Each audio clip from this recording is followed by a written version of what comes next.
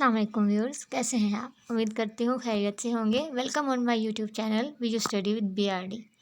तो मैंने इससे पहले 503 के शॉर्ट लेक्चर्स और सब्जेक्टिव फाइल इम्पोर्टेंट जो टॉपिक्स हैं उनके बारे में शेयर की थी आप लोगों के साथ, लेकिन काफ़ी स्टूडेंट ने बोला कि एमसीक्यूज़ की फ़ाइल भी लेके आएँ। तो एक्चुअली जो मैंने एमसीक्यूज़ की फ़ाइल अभी तक नहीं दी थी उसकी वजह ये थी क्योंकि आप लोगों ने जब मिड टर्म दिया तो आपको अंदाज़ा हुआ होगा कि फ़ाइल से बहुत कम आता ज़रूर है बट बहुत कम आता है जो मैनेजमेंट के सब्जेक्ट का है।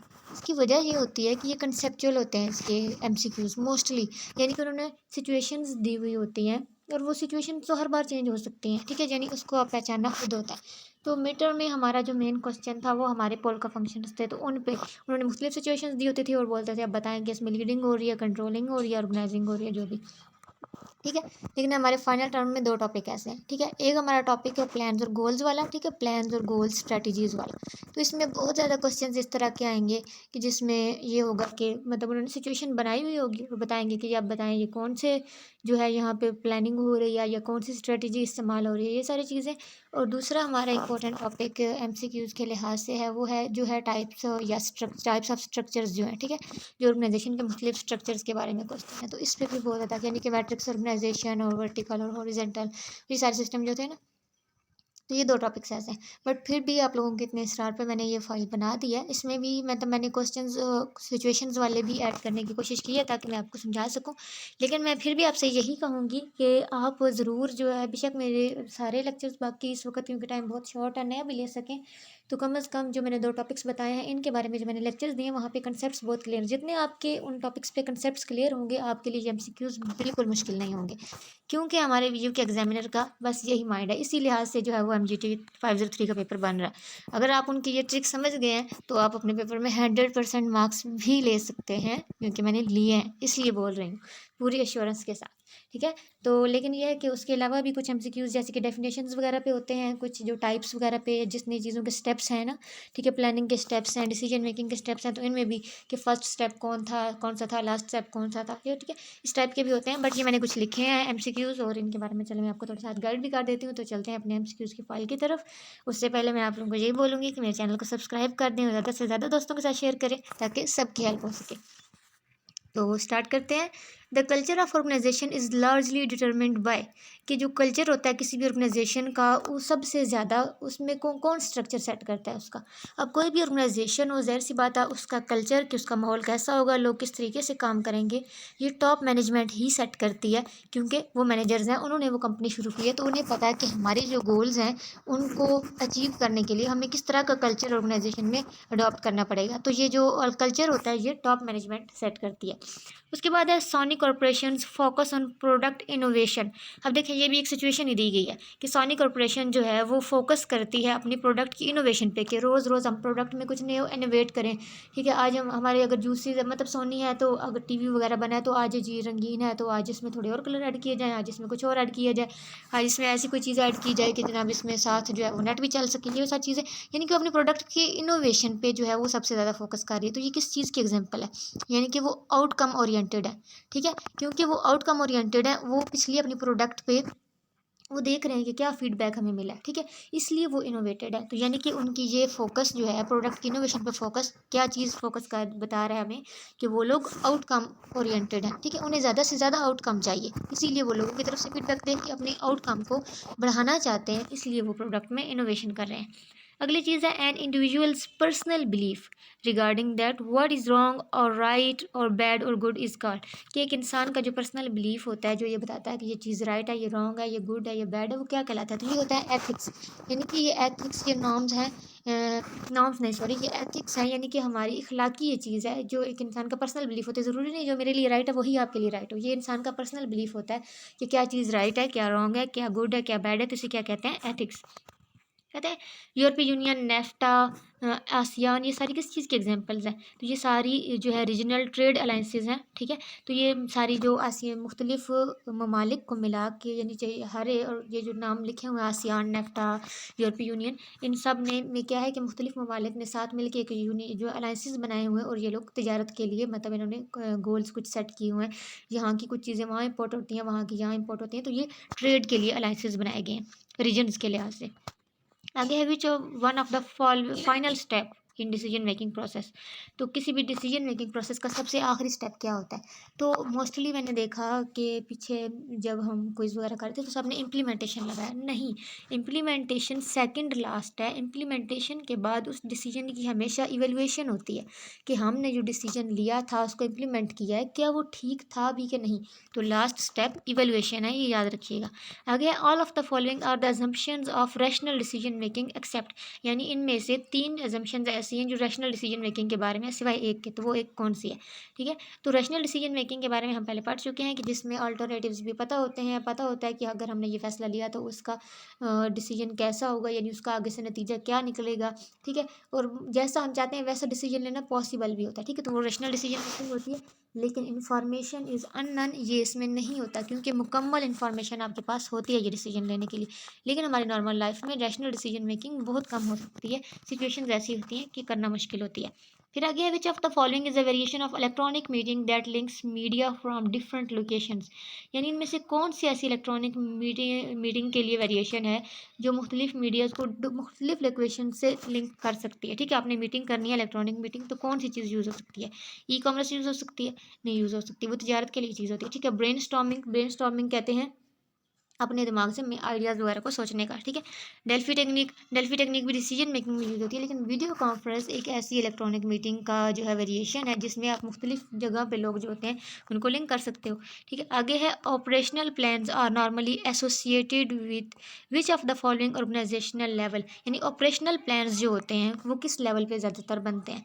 तो ऑपरेशनल प्लान्स बिजनेस लेवल पर बनते हैं, क्योंकि कॉर्पोरेट लेवल पर आप जो है ओवरऑल स्ट्रेटजी सेट करते हैं कि मैंने ये काम क्यों शुरू किया। ठीक है, बिजनेस लेवल पे आपने वो एक फिक्स एक काम होता है। ठीक है, एक काम होता है तो उस काम को चलाने के लिए ऑपरेशनल प्लान्स बनाए जाते हैं। ठीक है, तो ऑपरेशनल प्लान्स किस लेवल पे बनते हैं? बिजनेस लेवल पे बनते हैं। आगे है which of the following is primary benefit of MBO. MBO मतलब मैनेजमेंट बाय ऑब्जेक्टिव्स। ठीक है, मैनेजमेंट बाय ऑब्जेक्टिव्स में ये होता है कि मैनेजर जो होते हैं वो अपने एम्प्लॉयज़ को साथ मिला के जो है वो ऑब्जेक्टिव्स और अपने गोल्स और अपने डिसीजन सेट करते हैं। ठीक है, तो अब इसका मेन बेनिफिट क्या है कि इम्प्रूव एम्प्लॉय मोटिवेशन, इससे एम्प्लॉयज़ की मोटिवेशन बहुत इंप्रूव होती है। ठीक है, जब आप उनको साथ डिसीजन लेने में साथ दे रहे हो तो डेफिनेटली वो खुद को जो है वो इंपॉर्टेंट फील करेंगे और वो मोटिवेट होंगे, आपके साथ मिलकर काम करेंगे। अगली चीज़ है which of the following organisation is responsible for the development of small business in Pakistan, कि हमारे मुल्क में जो स्मॉल बिजनेस जो ऑर्गेनाइज किए जाते हैं उनके लिए कौन सी ऑर्गेनाइजेशन रिस्पॉन्सिबल है? तो इसके लिए स्मेडा, ये सबसे पहली ऑर्गेनाइजेशन, सॉरी यहाँ पे हाईलाइट नहीं हो सकी बट ये इसका फर्स्ट आंसर जो है स्मेडा, ये इसका राइट आंसर है। Maslow's hierarchy of need theory proposes that every person has hierarchy of, ये जो मैस्लो ने अब्राहम मैस्लो ने hierarchy of need की जो थ्योरी पेश की थी, तो कहते हैं कि हर इंसान की कितनी ज़रूरियात होती है। उसने कितनी हायरार्कीज़ बनाई थी, तो हमने 5 नीड्स पढ़ी थी। लेक्चर्स जिन्होंने लिए हैं उनको मैंने 5 नीड्स बहुत अच्छे तरीके से समझाई थी। तो उसने 5 नीड्स बयान की थी कि 5 ज़रूरियात होती हैं हर इंसान की। ठीक है, अगली चीज़ है which of the following theory points out that the individual has to be rewarded with something that he और शी वैल्यूज़, कि कौन सी थ्योरी है जिसमें ये बात की गई है कि एक इंडिविजुअल जब कोई काम करे जो वो डिज़र्व करती है उसको वैसा रिवॉर्ड मिलना चाहिए। तो ये है इक्विटी थ्योरी। इक्विटी थ्योरी में ये बात की गई थी कि एक इंसान जिस तरीके से जितना काम कर रहा हो उसे उसी लिहाज से रिवॉर्ड मिलना चाहिए। आगे कहते हैं अ चॉइस मेड फ्रॉम 2 और मोर अल्टरनेटिव्स इज कॉल्ड, कि जब आपके पास 2 या 3 अल्टरनेटिव्स हैं और उनमें से जब आप एक सिलेक्ट कर लेते हो, चॉइस कर लेते हो, तो इसे क्या कहते हैं? तो इसे कहते हैं डिसीजन। डिसीजन लेना यही होता है कि जब आपके पास 2-3 अल्टरनेटिव्स हैं उनमें से कोई एक सिलेक्ट कर लेना, तो ये डिसीजन लेना होता है। फिर कहते हैं selection of a student in admission process of university is an illustration of dash, कि जब आप स्टूडेंट की सिलेक्शन करते हो एडमिशन प्रोसेस में एक यूनिवर्सिटी का, तो वो हर साल हो रहा है। ठीक है, तो ये कौन सा डिसीजन है? प्रोग्राम डिसीजन है। उसमें पहले से पता है कि अगर एक स्टूडेंट ने एडमिशन लेना है तो उसे क्या क्या रिक्वायरमेंट्स पूरी करनी पड़ेंगी, ये डॉक्यूमेंट्स लेके आने पड़ेंगे। यानी कि ये एक ऐसा डिसीजन है जो प्रोग्राम्ड है पहले से। तो स्टूडेंट को पता होता है कि मुझे इतने मार्क्स लेने हैं, ठीक है, मुझे इतने इतने डॉक्यूमेंट्स लेके आने हैं, और यूनिवर्सिटी को भी पता है कि हमने रिक्वायरमेंट्स दे दी हुई हैं, जो स्टूडेंट एलिजिबल होंगे वो आके हमसे प्राप्त कर लेंगे। तो ये प्रोग्राम डिसीजन है। अगर विच of the following is the basic rule of brain storming का बेसिक रूल क्या है? कि criticism is not allowed. Brain storming होता है कि न्यू आइडियाज़ को सोचना। तो न्यू आइडियाज़ जब सोच रहे होते हैं तो इसमें क्रिटिसाइज खुद को बिल्कुल नहीं करना। जो आपके माइंड में आ रहा है आने दो, आने दो, जो आ रहा है आने दो, आप जो आइडियाज़ आ रहे हैं उसे लिखते जाएँ और बाद में हम उनमें से जो बेस्ट होगा उसे कर लेंगे, लेकिन आपने खुद को क्रिटिसाइज़ नहीं करना। जैसे आइडियाज़ आ रहा है, अच्छा ये तो ऐसा नहीं है, ये तो ऐसा नहीं, इस तरह आप करेंगे, खुद पे तनकीद करना शुरू कर देंगे तो आप ब्रेनस्टॉर्मिंग कभी नहीं कर सकेंगे। ये बात अपने बारे में भी ऐसी ही है, लेकिन आप एज़ अ मैनेजर अगर एक ऑर्गेनाइजेशन को चला रहे हैं, तो वहाँ पे अगर आप अपने एम्प्लॉयज़ को करते हैं ब्रेनस्टॉर्मिंग के लिए अलाउ करते हैं, तो वहाँ उनके आइडियाज़ पे भी क्रिटिसाइज़ नहीं करना आपने, ठीक है? एक बार सोच रहे हैं, सोचने दें, जो आइडियाज़ आ रहे हैं आने दें, बाद में देखा जाएगा कि उनमें से बेस्ट कौन सा है, ठीक है? तो ये सबसे बेसिक रूल है ब्रेनस्टॉर्मिंग का। Again, the recognition of close link between an organization's decision and activities and its impact on natural environment is referred as, ठीक है, कहते हैं कि जो क्लोज लिंक जो होता है एक ऑर्गेनाइजेशन के डिसीजंस का, उसकी एक्टिविटीज़ का और उसका जो इम्पैक्ट होता है नेचुरल इन्वायरमेंट पे, इसे कहते हैं ग्रीनिंग ऑफ मैनेजमेंट। अगर हम ये डिसीजंस लेते हुए, ऑर्गेनाइजेशन के डिसीजंस लेते हुए, अगर हम उसकी एक्टिविटीज़ को करते हुए ये ध्यान रखें कि उसका हमारे नेचुरल इन्वायरमेंट पे कितना फ़र्क पड़ रहा है, तो इसका मतलब होता है ग्रीनिंग ऑफ मैनेजमेंट। यानी कि एक जो फैक्ट्री है, एक जगह काम कर रही है, ठीक है, तो उसका इम्पैक्ट उसके आसपास के माहौल पे भी होता है, ठीक है, उसका धुआं निकल रहा है, उसका वेस्टेज हो रहा है, तो वो ऐसे इस तरीके से मैनेज किया जाए उसको कि बाहर जो लोग हैं आसपास के रहने वाले, उनको मुश्किल नहीं होनी चाहिए, ठीक है। तो अगर हम इस चीज़ का ख्याल रखते हैं कि हमारे ऑर्गेनाइजेशन में जो डिसीजंस हैं, जो एक्टिविटीज़ हैं और उनका जो इम्पैक्ट है नेचुरल इन्वायरमेंट पे, तो ये सारा क्या कहलाता है, grinning of management. Which of the following is the basic definition of ethics. तो एथिक्स के बारे में हमने ऊपर भी एक पढ़ा है कि राइट्स और रॉन्ग्स के बारे में, यानी रूल्स और प्रिंसिपल्स, यानी वो रूल्स, वो असूल जो ये डिफाइन करते हैं कि राइट एंड रॉन्ग, कि क्या चीज़ राइट है और क्या रॉन्ग है। उसके बाद है your university has try to promote the establishment of shared values so that all members will understand its belief. The university has established dash management, ठीक है। अब यूनिवर्सिटी चाहती है कि वो प्रमोट करने की कोशिश कर रही है कि शेयर्ड वैल्यूज़, यानी सब जो है वो सबको पता हो कि शेयर्ड वैल्यूज़, यानी सबके मिजाज के लिहाज से कि सबको सच बोलना चाहिए, कुछ स्टैंडर्ड्स वो सेट कर रही है ताकि सारे मेंबर्स जो हैं वो उस एक बिलीफ को पहचान लें, ठीक है, कि ऑर्गेनाइजेशन का ये लेवल है। तो यूनिवर्सिटी क्या स्टैब्लिश करने की कोशिश कर रही है, कौन सी मैनेजमेंट, वैल्यू बेस्ड मैनेजमेंट। वो वैल्यू बेस्ड मैनेजमेंट स्टैब्लिश करने की कोशिश कर रही है ताकि हर एक की जो वैल्यूज़ हैं, हर एक इंसान का अपना माहौल होता है ना, जैसे वो पाकिस्तान का अब माहौल देखा जाए तो ऐसा जो है वो अमेरिका में नहीं होगा, ठीक है। तो एक अगर यूनिवर्सिटी है जो वैल्यू बेस्ड मैनेजमेंट कर रही है, तो वो पाकिस्तान की वैल्यूज़ के लिहाज से वहाँ पे सारी मैनेजमेंट करेगी, ठीक है। ड्रेसिंग कैसी होनी चाहिए, पढ़ाने का तरीका क्या होना चाहिए। तो पाकिस्तान में मोस्टली अभी भी ऐसा ही है कि मतलब मेल्स टीचर्स फीमेल्स को बहुत कम पढ़ा रहे होते हैं, ठीक है। तो अगर ऐसी यूनिवर्सिटी जो वैल्यू बेस्ड बना रही है, तो वो कोशिश यही करेगी कि फीमेल्स के लिए फीमेल टीचर हो, मेल के लिए मेल टीचर हो, ठीक है, वैल्यू बेस्ड अगर काम हो रहा है तो। इसके अलावा वो और यूनिवर्सिटी है, यूनिवर्सिटी में ज़ाहिर सी बात है कि को एजुकेशन होती है, तो फिर भी वो कोशिश करेगी कि कुछ सेपरेशन हो जाए डिपार्टमेंट्स में ये। तो जो वैल्यू बेस्ड जो मैनेजमेंट है उसमें ये सारी चीज़ों का ख्याल रखा जाएगा। Again, to determine the dash, a manager must determine what is relevant or important to resolving the problem। वो कहते हैं क्या चीज़ करते हुए आप ये एक मैनेजर देखता है कि कौन सी चीज़ रेलिवेंट और इम्पोर्टेंट है एक प्रॉब्लम को सॉल्व करते हुए। तो ये चीज़ डिटरमिन करती है जब डिसीजन क्राइटेरिया आप सेट कर रहे होते हैं, तो आप उस वक्त देखते हैं कि कौन सी चीज़ रेलिवेंट है और इम्पोर्टेंट है इस प्रॉब्लम को सॉल्व करने के लिए। यानी तब आप क्राइटेरिया सेट कर रहे हो कि अच्छा ये चीज़ है, जो इरेलीवेंट है वो साइड पे हो जाएंगी ना, जब इंपॉर्टेंट और रेलिवेंट चीज़ें आपके पास आ जाएंगी, ठीक है, आप उनको सेट कर लोगे तो मतलब आपने क्राइटेरिया सेट कर लिया, यानी कि ये चीज़ें हैं, अब इसके अंदर ही मुझे डिसीजन लेनी है, यानी कि आप डिसीजन क्राइटेरिया सेट कर रहे हैं। गोल्स आर ऑफन कॉल्ड, कि गोल्स को और क्या कहा जाता है, फाउंडेशन ऑफ प्लानिंग। कि कोई भी अगर आपके पास गोल होगा तो ही आप प्लान कर सकोगे। प्लानिंग तो किसी एक काम के लिए की जाती है ना, यानी एक गोल के लिए। तो गोल्स क्या हैं, फाउंडेशन ऑफ प्लानिंग है। अगला है the conflict in stated goals exist because organisation response to a variety of dash. कि कॉन्फ्लिक्ट क्यों होता है जो स्टेटेड गोल्स में है, जो आपने गोल्स पहले से स्टेट किए होते हैं, जब आपने कुछ गोल बनाए हैं तो क्यों उनमें कन्फ्लिक्ट हो जाता है, कुछ लोग क्यों आर्ग्यू कर जाते हैं। क्योंकि एक ऑर्गेनाइजेशन को रिस्पॉन्स करना होता है मुख्तलिफ स्टेक होल्डर्स से। स्टेक होल्डर्स वो होते हैं जो इफ़ेक्ट करते हैं आपके ऑर्गेनाइजेशन को, जिनका एक होता है ना हमारे स्टॉक होल्डर्स, ठीक होते हैं, एक होते हैं स्टेक होल्डर्स। एंड एक वो लोग होते हैं जिन्होंने पैसा लगाया हुआ होता है, एक वो लोग होते हैं जो आपको मोरल जो है वो सपोर्ट दे रहे होते हैं, ठीक है। तो मुख्तलिफ लोग होते हैं हमारे जो है जो कस्टमर्स हैं वो हमारे स्टेक होल्डर्स हैं, ठीक है। हमारी जो गवर्नमेंट है वो हमारे स्टेक होल्डर है। ज़ाहिर सी बात है इनमें से कोई एक भी अगर डिसएग्री होगा तो हमारे ऑर्गेनाइजेशन पे फ़र्क पड़ेगा। तो यही वजह होती है कि एक ऑर्गेनाइजेशन को मुख्तलिफ किस्म की स्टेक होल्डर्स को रिस्पॉन्स करना होता है, इसी वजह से जो गोल एग्जिस्ट होते हैं उनकी कन्फ्लिक्ट होता है। ठीक है, क्योंकि हर एक का एक ही बात पे मुत्तफ़िक हो जाना थोड़ी मुश्किल चीज़ है। कॉन्फ्लिक्ट होता है लेकिन उसे बाद में सॉल्व भी किया जा सकता है। उसके बाद कहते हैं dash plans dominates managers planning efforts at lower level of the organisation. यानी वो कौन सी किस्म की प्लानिंग है जिसमें जो मैनेजर्स डोमिनेट होते हैं प्लानिंग करते हुए लोअर लेवल ऑर्गेनाइजेशन के लोअर लेवल पे, ठीक है। यानी कि लोअर लेवल पे मैनेजर्स कौन सी किस्म की प्लानिंग कर रहे होते हैं, तो वो ऑपरेशनल प्लानिंग होती है। ऑपरेशनल प्लानिंग की यानी ये काम किस तरीके से होगा, ठीक है, तो वो ऑपरेशनल प्लानिंग होगी। आगे है a well designed goal should be. एक जो वेल डिज़ाइंड गोल होता है उसे कैसा होना चाहिए, वो है written in terms of outcomes rather than actions. यानी कि जो एक वेल डिज़ाइन गोल होता है ना, वो इस तरीके से लिखा गया होता है तो पता चलता है कि इस गोल की आउटकम क्या होगी, यानी कि ये जो गोल मैंने सेट किया है ये एक दिन इसका रिजल्ट क्या होगा, वो वेल डिज़ाइन गोल होता है। ना कि ये होता है कि अच्छा ये मैंने गोल सेट किया, इसमें ये होगा, ये एक्शन करूँगा, वो कर दूंगा, वो कर दूंगा, वो कर दूंगा, ये कर दूंगा, मैटर नहीं करता। मैटर ये करता है कि आपके ये कर देने से, वो कर देने से मिलेगा क्या, ठीक है। तो जो एक्शन से ज़्यादा आउटकम्स की टर्म्स में लिखा हुआ गोल होता है वही एक वेल डिज़ाइन गोल होता है। आगे है to make his business successful he will first have to develop which type of plan. अपने बिजनेस को सक्सेसफुल बनाने के लिए उसे सबसे पहले किस किस्म का प्लान बनाना पड़ेगा, तो सबसे पहला जो प्लान बनाया जाता है वो है स्ट्रेटेजिक प्लान, ठीक है। स्ट्रेटेजिक प्लान, आप स्ट्रेटेजी सेट करते हो कि मैंने ये काम क्यों करना है, किस तरीके से करना है, ठीक है। उसके बाद जो है वो ऑपरेशनल प्लान्स बनाए जाते हैं कि मेरी स्ट्रेटेजी के अंदर ये काम है तो उनको किस तरह से ऑपरेट करना है।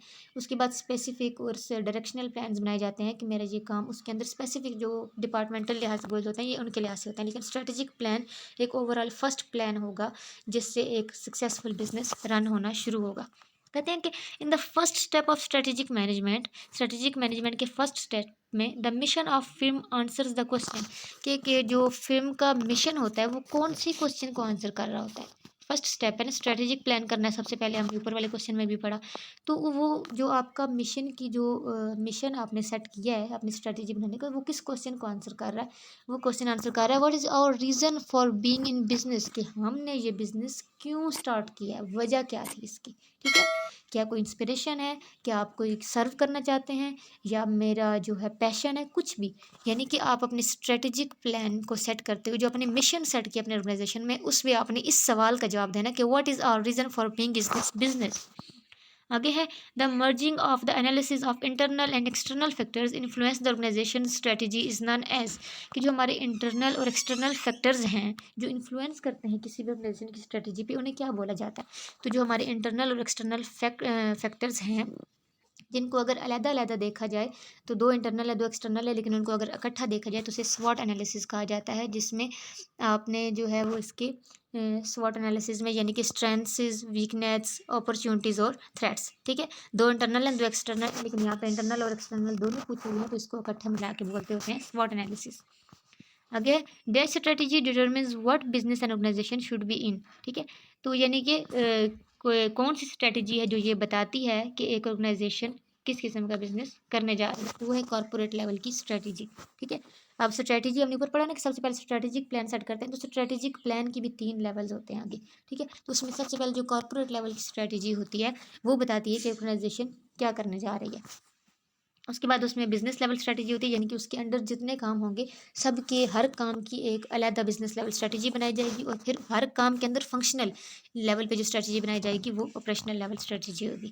फिर उसके बाद है when PepsiCo seeks to integrate the strategy of Pepsi 7 up international and Frito Lay, it is developing what level of business strategy, ठीक है। अब ये देखें कि अगर पेप्सी को जो है वो सीख करते इंटीग्रेट कर रही है अपनी स्ट्रेटजीज़ को पेप्सी या 7 अप के साथ, ठीक है, फ्राइटोले वालों के साथ, ये किस किस्म की स्ट्रेटजी बनाने की कोशिश कर रही है, यानी कि बिजनेस लेवल पे ये कौन सी स्ट्रेटजी है, तो ये कॉर्पोरेट लेवल स्ट्रेटजी है। वही कि सबसे पहले अपना जो मिशन सेट करने की कोशिश कर रही है ना, ये देखिए कॉर्पोरेट लेवल स्ट्रेटजी कि किस किस्म का मुझे बिजनेस इन करना है। तो अब अगर वो इंटीग्रेट करने की कोशिश कर रही है, उसे बिजनेस सेट करना है, ऐसी बात है उसने पेप्सी का बिजनेस सेट करना है, तो किन किन से मिल रही है 7 अप वालों से, इंटरनेशनल लेवल पे फ्रेटोले। तो क्यों ये कर रही है, क्योंकि उससे वो जानना चाहती है कि मुझे किस किस्म का जो है वो अपनी स्ट्रेटजी रखनी है, ठीक है। तो ये कॉर्पोरेट लेवल पे ये काम हो रहा है। If United Airlines merged with Northwest Airlines there would be an example of what kind of grand growth strategy, ठीक है। जब एक इदारे के अंदर बेशक 2 डिपार्टमेंट्स, सिमिलर डिपार्टमेंट्स, या फिर एक ऑर्गेनाइजेशन दूसरी सिमिलर ऑर्गेनाइजेशन के साथ जो है वो मर्ज करती है, तो इसे कहते हैं हॉरिजॉन्टल इंटीग्रेशन, ठीक है। यानी कि आप देखें यूनाइटेड एयरलाइंस भी एयरलाइंस है और नॉर्थ वेस्ट भी एयरलाइंस है, यानी कि दोनों सेम लेवल के ऑर्गेनाइजेशन है ना। तो अगर ये एक दूसरे के साथ मर्ज करेंगे तो ये कौन सी स्ट्रेटजी है ग्रोथ की, हॉरिजॉन्टल स्ट्रेटजी है। लेकिन अगर यहाँ पे मुख्तलिफ होती है, यानी कि एक एयरलाइंस की है तो दूसरी किसी और ऑर्गेनाइजेशन होती है, तो फिर उसे डाइवर्सिफिकेशन कहा जाता है। ठीक है, पता नहीं डाइवर्सिफिकेशन का कोई यहाँ पे आगे आएगा या नहीं, लेकिन मैं आपको इसलिए यहाँ पे बता रही हूँ कि वो डाइवर्सिफिकेशन इंटीग्रेशन होगी। लेकिन अगर सेम लेवल की है तो फिर उसे क्या कहते हैं, हॉरिजॉन्टल इंटीग्रेशन। आगे है बिजनेस लेवल स्ट्रेटजी डिटरमाइंस, यानी बिजनेस लेवल स्ट्रेटजी क्या बयान करती है, उसमें आपने क्या सेट करना होता है कि how an organization should compete in each of its strategic business units, यानी कि उसके बिजनेस के जितने स्ट्रेटेजिक यूनिट हैं उसमें ऑर्गेनाइजेशन ने किस तरह कम्पीट करना है। ठीक है, स्ट्रेटेजिक प्लान आपने ऊपर कॉर्पोरेट लेवल पे बना दिया ना, अब बिजनेस लेवल में वो कहते हैं कि हर यूनिट ने किस तरह ओवरऑल कम्पीट करना है, वो होता है हमारी बिजनेस लेवल स्ट्रेटजी। कहते हैं the goal of forecasting is to provide managers, कि फोरकास्टिंग का मेन गोल क्या है, वो मैनेजर्स को क्या प्रोवाइड करता है। फोरकास्टिंग होती है कि आप जो है वो एजम्पशंस करते हो कि नेक्स्ट क्या होने वाला है, जिस तरह कि हम मोस्टली सुन रहे होते हैं टीवी पे, कल बारिश होगी, परसों मौसम क्लाउडी होगा, आज धूप होगी, ये सारी फोरकास्टिंग होती है। इसी तरह जब आप कुछ प्लान कर रहे होते हो, जब आप एक बिजनेस सेट करते हो तो उसके लिए भी आपको कुछ फोरकास्टिंग करनी पड़ती है। ठीक है, पहले से एजम्पशंस करनी पड़ती हैं, तो उनको क्या कहते हैं, फोरकास्टिंग। तो फोरकास्टिंग क्यों की जाती है, मैनेजर्स को ये क्या प्रोवाइड करती है, वो कहते हैं कि with information that will facilitate decision making, यानी कि ऐसी इंफॉर्मेशन देती है मैनेजर्स को जिससे उन्हें आसानी हो जाती है डिसीजन मेकिंग करने में। ठीक है, developing scenarios can be described as, क्यों कहते हैं कि जब हम सिनेरियोज डेवलप करते हैं, जब हम पहले से देखते हैं कि ये काम इस तरह से होगा, ये बाद में मैं ये काम शुरू करूँगा तो उसमें ये हो जाएगा, वो हो जाएगा, तो इससे ये कौन सी किस्म की प्लानिंग होती है, ये कॉन्टीजेंसी प्लानिंग होती है। कॉन्टीजेंसी प्लानिंग क्या होती है, जब हम मेंटली कोई चीज़ जिसमें हमारे माइंड की, हमारे आइडियाज़ का जो है वो ज़्यादा हिस्सा होता है, वो कॉन्टीजेंसी प्लानिंग होती है। अगला है the sales and marketing department is planning to undertake a large departmental reorganization। ठीक है, this project will require hundred of individual activities, some of which must be done simultaneously and some of which can't begin until preceding activities has been completed. How might managers schedule such a complex project? ठीक है, अब ये देखें कि एक sales और marketing का department है, वो प्लान कर रहा है कि वो एक लार्ज डिपार्टमेंट रीऑर्गेनाइज करे। ठीक है, उसने रीऑर्गेनाइज करना है चीज़ों को, तो अभी इस प्रोजेक्ट के लिए उन्हें ज़ाहिर सी बात है सैकड़ों एक्टिविटीज़ करनी है, सैकड़ों एक्टिविटीज़ करनी है। उनमें से कुछ एक्टिविटीज़ तो सिमल्टेनियसली होती रहनी है, लेकिन कुछ काम ऐसे हैं कि पिछला काम पूरा होगा तब अगला होगा। ठीक है, तो अब इसके लिए उन्हें कौन सा जो है वो प्रोजेक्ट बनाना पड़ेगा, किस किस्म के उन्हें कहा, तो कहते हैं PERT नेटवर्क एनालिसिस का चार्ट बनाना पड़ेगा। इसमें ये होता है कि आप इवेंट्स के लिहाज से जो है वो टाइम सेट किया जाता है कि कौन सा काम कब करेगा, कब होगा, कौन करेगा, इसके बाद ये काम होगा। तो क्योंकि यहाँ पे उन्होंने बोला ना कि कुछ प्रोजेक्ट्स ऐसे हैं कि एक काम पूरा होगा तो तब दूसरा शुरू होगा, इस वजह से यहाँ पे कौन सी हम चार्ट बनाएंगे जिससे उनको हेल्प मिलेगी, वो है PERT नेटवर्क एनालिसिस। अगला सवाल है organizational design is based on decisions about, कि ऑर्गेनाइजेशनल जो डिज़ाइन है ये कौन से, इसमें किस किस्म के डिसीजंस होते हैं। ठीक है, तो इसमें वर्क स्पेशलाइजेशन एंड डिपार्टमेंटलाइजेशन, क्या हमें डिपार्टमेंटलाइजेशन करनी है, ये वर्क स्पेशलिस्ट के लिहाज से करना है, chain of command and span of control, centralization and decentralization. तो जनाब ये सारी चीज़ें एक ऑर्गेनाइजेशनल डिज़ाइन में के अंदर आएंगी, ये सारे डिसीजंस इन सब की बेस पे होंगे कि वर्क स्पेशलाइजेशन क्या होगी, डिपार्टमेंटलाइजेशन करनी है कि नहीं, चेन ऑफ कमांड किसके हाथ में होगी, स्पेन ऑफ कंट्रोल किस किस्म का होगा। ठीक है, यानी कोई क्या सारे एक बंदे को जवाब दे हैं या फिर जो है वो टॉप लेवल की मैनेजमेंट जो है वो सिर्फ मिडिल लेवल के मैनेजमेंट से पूछेगी और मिडिल लेवल की मैनेजमेंट लो लेवल के मैनेजर से पूछेगी, यानी पता चलेगा स्पैन ऑफ कंट्रोल है क्या, स्ट्रक्चर क्या है कंट्रोल का। उसके बाद सेंट्रलाइजेशन होगी या डिसेंट्रलाइजेशन होगी, सिर्फ एक बंदा फैसले करेगा या फिर नीचे वाले बंदों को भी कुछ हक होगा फैसले करने का। तो ये सारी चीज़ें एक ऑर्गेनाइजेशनल डिज़ाइन को सेट करने में काम देती हैं, इसलिए ऑल ऑफ द अबव इसका आंसर होगा। What kind of departmentalization would be in place in our government organization where different public service responsibilities are divided into activities for employees, children and disabled। कहते हैं ये किस किस्म की departmentalisation हुई हुई है कि एक गवर्नमेंट ऑर्गेनाइजेशन में जहाँ पे पब्लिक सर्विस या रिस्पॉन्सिबिलिटीज़ जो दी जा रही हैं उनमें एक्टिविटीज़ को इस तरह से डिवाइड किया गया है कि एम्प्लॉयज़ के लिहाज से कि ये एम्प्लॉयज़ के लिए है, ये चिल्ड्रंस के लिए है, ये डिसेबल लोगों के लिए। तो बताएं ये किस किस्म की डिपार्टमेंटलाइजेशन हुई, तो ये कस्टमर्स के लिहाज से हुई हुई है, यानी जो जिस किस्म का कस्टमर होगा उसको वैसी सर्विसेज प्रोवाइड की जाएंगी, तो ये कस्टमर्स डिपार्टमेंटलाइजेशन हुई हुई है। ठीक है। डिपार्टमेंटलाइजेशन की भी जो है टाइप्स हैं, इनको भी आप देख लीजिएगा। तो ये थे हमारे आज के कुछ जो है इंपॉर्टेंट MCQs। होप इससे आपको मदद मिलेगी और उम्मीद करती हूँ कि इन्हीं में से जो है वो पेपर आ भी जाए। लेकिन मैंने आपको शुरू में भी जो बात बताई थी वो मैं यहाँ पे भी रिपीट करती हूँ कि यहाँ से भी आप मोस्टली कंसेप्ट लें कि किस तरह के जो क्वेश्चंस आ सकते हैं, और जो मैंने इंपॉर्टेंट टॉपिक्स बताए हैं उनको अच्छे से रीड करें। ठीक है, जितने आपके उस क्वेश्चन को लेके मतलब आपको पता चल जाएगा ना कि स्ट्रैटेजी, कॉर्पोरेट लेवल स्ट्रैटेजी क्या होती है, बिजनेस लेवल स्ट्रैटेजी क्या होती है, ठीक है, या स्ट्रेटेजिक प्लान क्या होता है, ठीक है, ये सारी चीज़ें, इन सब की जितनी आपकी डेफिनेशन क्लियर होगी ना, कोई भी आपको सिचुएशन दे दें आप फ़ौरन से पहचान लेंगे। ठीक है, इसलिए मैंने सबसे ज़्यादा इस चीज़ पे जोर दिया, इसलिए मैंने ज़्यादा MCQs नहीं बनाए क्योंकि नहीं फ़ायदा। ठीक है, फिर भी मैंने आप लोगों के कहने पे ये फ़ाइल बना दी है, लेकिन मैं यही कहूँगी कि ज़्यादा फोकस टॉपिक्स को अच्छे से तैयार करने में करें। जो मैंने सब्जेक्टिव फाइल में अच्छे से टॉपिक्स वहाँ बता भी दिए और किसी हद तक समझाए भी हैं जितना मैं वहाँ पे कर सकती थी। लेकिन अगर आपको डिटेल में समझने हैं तो आप जो है उनको शॉर्ट लेक्चर्स में देख लीजिएगा। मैं अपनी जो सब्जेक्टिव की फ़ाइल है उसका भी लिंक और जो शॉर्ट लेक्चर्स हैं उसका भी लिंक जो है वो डिस्क्रिप्शन में दे दूँगी। तो अल्लाह पाक आप सब लोगों को कामयाब करे। Best of luck for your exam. Remember me in your prayers and please subscribe my channel and कोशिश करें कि ज़्यादा से ज़्यादा स्टूडेंट्स तक ये वीडियो पहुँचे ताकि सबकी हेल्प हो सके। अल्लाह हाफिज़।